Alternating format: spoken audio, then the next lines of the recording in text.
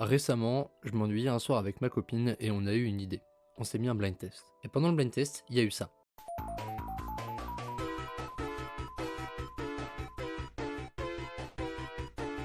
Et j'ai eu un éclair de génie. La musique et le jeu vidéo, c'est lié et c'est important. Mais pourtant, j'ai l'impression qu'on n'en parle pas assez. Du coup, je me suis penché sur mon expérience avec la musique dans le jeu vidéo et j'avais envie de vous partager ça. La musique qu'on retrouve dans les jeux vidéo, elle peut être rapidement comparée à celle qu'on retrouve dans les films, des séries ou encore des animés. En général, on a beaucoup de sons d'ambiance, des OST, mais chaque bon jeu a toujours au moins une musique qui permet de l'identifier au même titre qu'un film. Par exemple, si je vous mets ça,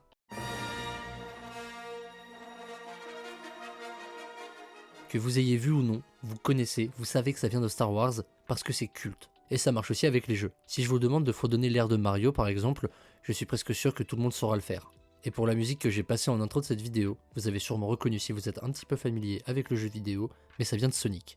La musique permet de reconnaître, d'identifier le jeu, la musique est un icône qui au même titre qu'un personnage permet tout de suite de savoir à quoi on joue. Une des premières soundtracks de jeu qui m'a marqué, c'est celle d'Uncharted 3. J'ai un amour inconditionnel pour ce jeu, et quand je l'ai lancé pour la toute première fois, je me rappelle être resté sur le menu principal plusieurs minutes avant de lancer ma toute première partie, et je vais vous montrer, enfin, vous faire écouter pourquoi.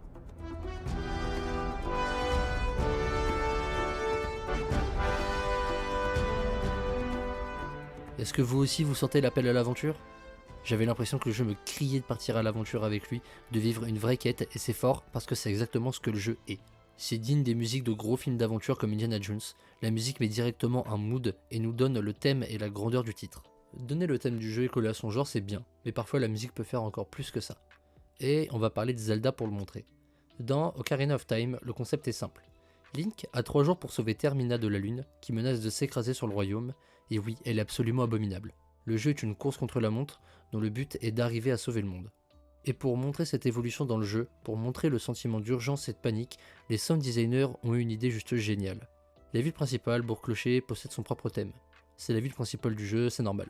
Mais ce qui est malin, c'est son évolution. Au premier jour,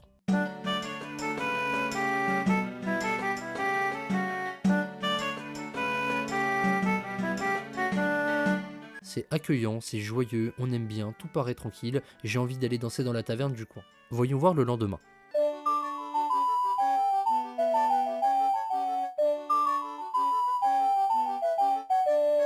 La musique va plus vite, une mélodie inquiétante s'entend en fond, ça devient un petit peu bizarre. Mais le pire, c'est le troisième jour.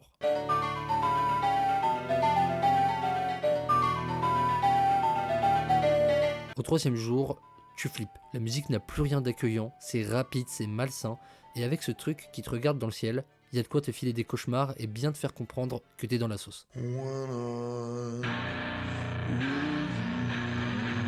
Sans aucune vraie transition, changeons complètement de registre musical. Récemment, j'ai joué à un FPS juste génial dont la soundtrack hyper énervée et culte au passage donne tout de suite le ton du jeu, Doom.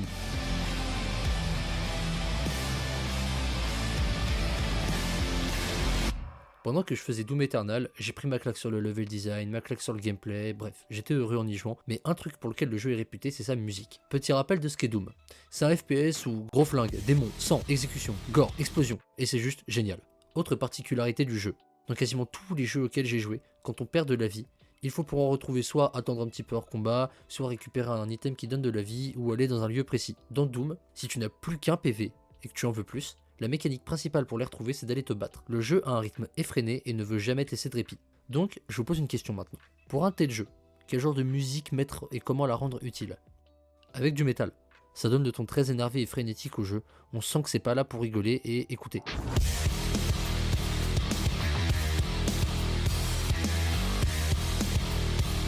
Vous voyez comme la musique donne envie d'aller se battre. Si on change la musique de fond de Doom avec autre chose, ça perd tout son sens.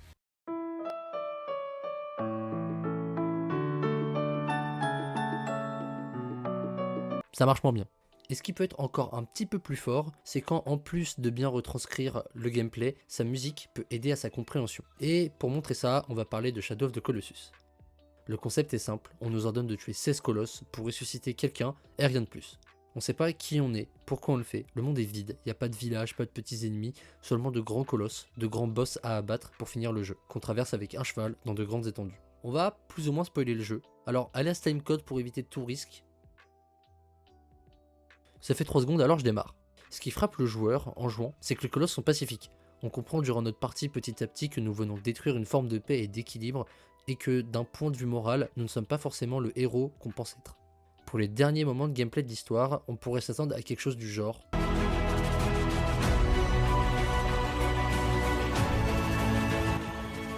Un gros combat, une musique épique, mais en réalité,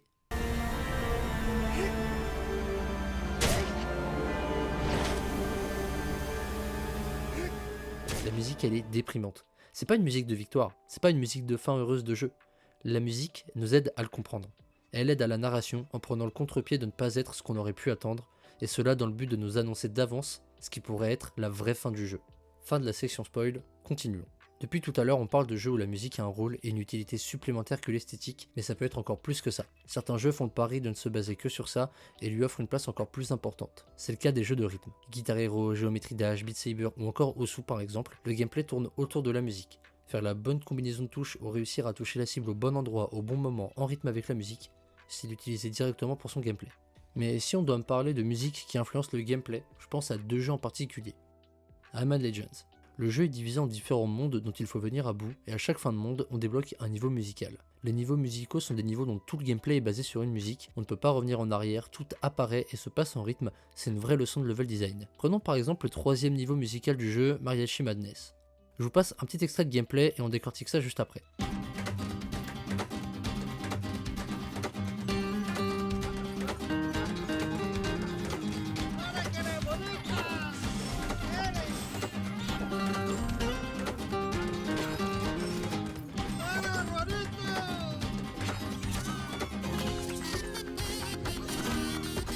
Au-delà de la satisfaction de voir le rythme s'accorder au gameplay, on va s'intéresser à deux passages.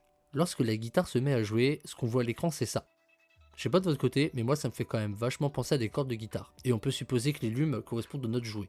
Et pour le moment on met de la trompette, on met tout simplement des ennemis avec des trompettes, mais calé en rythme, ça fonctionne. Et le second jeu dont je voulais parler ici, qui utilise la musique comme principe de gameplay, c'est Hi-Fi Rush. Hi-Fi Rush, c'est un beat'em all super coloré qui a rencontré son petit succès début 2023 et qui se déroule dans un univers robotique et musical. Le personnage principal veut devenir une rockstar et lors des affrontements, chaque coup que le joueur fera s'alignera sur la musique et permettra à chacun de jouer à son rythme, littéralement. Petite parenthèse au passage, en plein montage, j'ai découvert Hellsinger, qui est un FPS cette fois qui reprend le même concept que Hi-Fi Rush. Ce dernier est sorti avant, et l'autre particularité, c'est qu'on passe d'un univers jet set radio à du métal.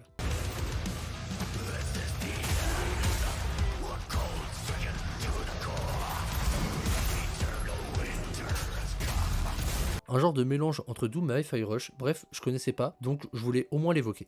Il y a autre chose que j'adore, c'est quand la musique est détournée de son jeu. Vous avez déjà joué à Hollow Knight? Si oui, je vous aime, et sinon vous devriez. Le jeu a une super soundtrack, c'est une des premières choses qui m'a marqué. La toute première musique que j'ai entendue d'ailleurs dans le village de départ, c'était ça.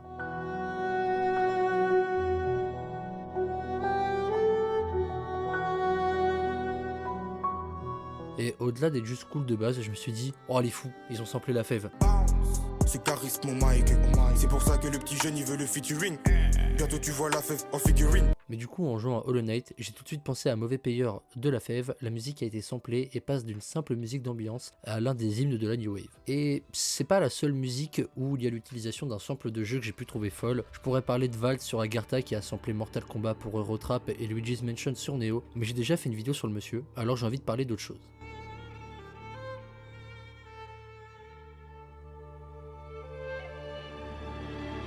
Petit indice, quand j'ai découvert que l'instru de Même pas un grincement de Ziak était basé sur un sample du jeu Elden Ring et que j'ai entendu le sample, j'ai pété mon crâne.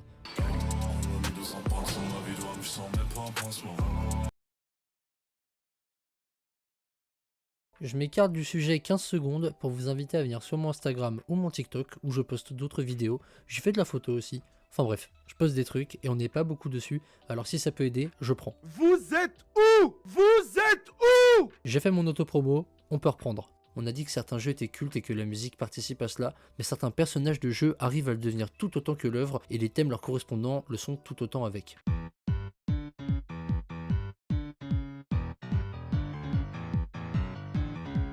Vous connaissez ?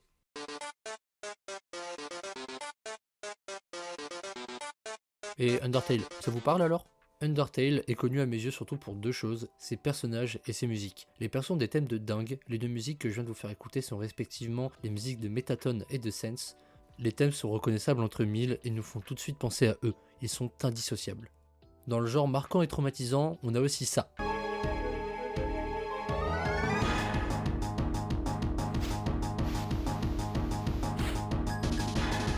Je suis sûr que certains dresseurs ont une petite goutte de sueur sur le front en repensant à ce match. Cynthia, elle a donné des cauchemars à beaucoup de joueurs de Pokémon, mais ce que j'ai retenu au-delà de son maudit Karchakroc, c'est sa musique. Cynthia est un personnage qui éclipse presque tous les autres du jeu tellement elle est mise en avant. Par la musique, par son rôle, par sa force, elle est faite pour nous marquer. Bon, c'est bien sympa ça, mais parfois la musique, c'est juste cool. Et pour commencer cette partie, j'aimerais qu'on reparle de Rayman 3 pour être précis. Je trouve ça fou de me dire que des gens se sont réveillés un matin et que le Hoodoo Sorcerer avait drop ce banger.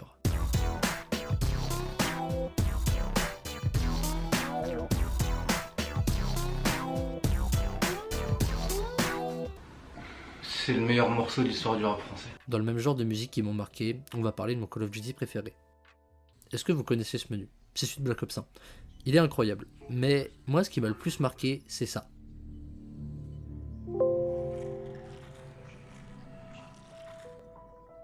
Quand on clique sur Zombie, déjà la scène est terrifiante et j'avais trop peur de ça, mais surtout la musique. C'est iconique. Et je sais pas chez vous, mais personnellement ce thème m'inspire tout de suite quelque chose de menaçant, et ça a bien marché. J'ai quelques traumatismes de King of Toten, ok? Originellement, je voulais terminer cette vidéo en vous parlant de mon jeu préféré, Outer Wild, et d'une scène un petit peu cachée qu'on peut trouver dans le jeu, mais le problème c'est qu'entre temps, je me suis rendu compte que The Great Review a terminé une vidéo en parlant aussi de cette scène, et j'avais pas envie de faire une redite ou de me prendre un commentaire débile. J'ai donc cherché quelque chose pour conclure cette vidéo. Un dernier jeu dont je pouvais parler avec des musiques iconiques, quelque chose qui me tient à cœur et...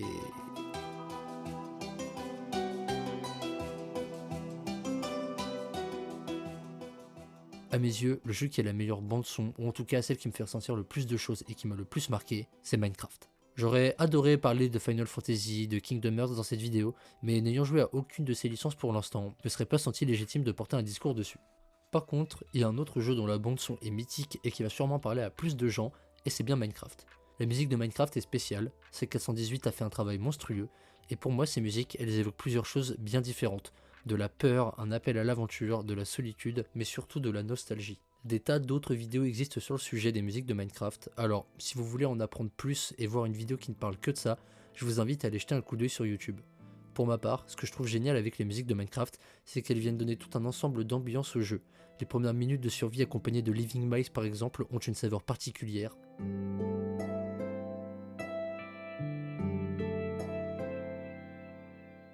De même pour les minutes, voire les heures que je passe à traverser le monde de Minecraft à la recherche d'un spot pour créer ma base, accompagné d'Ariamat.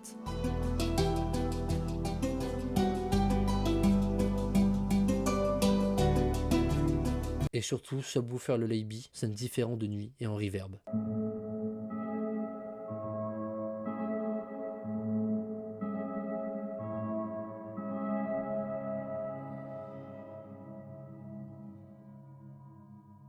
En bref, la musique c'est un élément super important dans le jeu vidéo. J'ai essayé de le montrer au maximum dans cette vidéo qui n'est pas complète, des gros morceaux de jeux vidéo manquent encore à mes expériences et je n'ai pas mentionné plein de jeux dont la musique a quelque chose de spécial aussi. Alors n'hésitez pas à vous exprimer en commentaire sur ce que j'aurais pu oublier ou ce qui vous a marqué personnellement en tant que joueur. Le but premier de cette vidéo pour moi, c'est surtout de vous parler de musique que j'aime et qui m'ont marqué. C'est chose faite, j'espère que ça vous a plu, c'était ce Crown et je vous dis à la prochaine.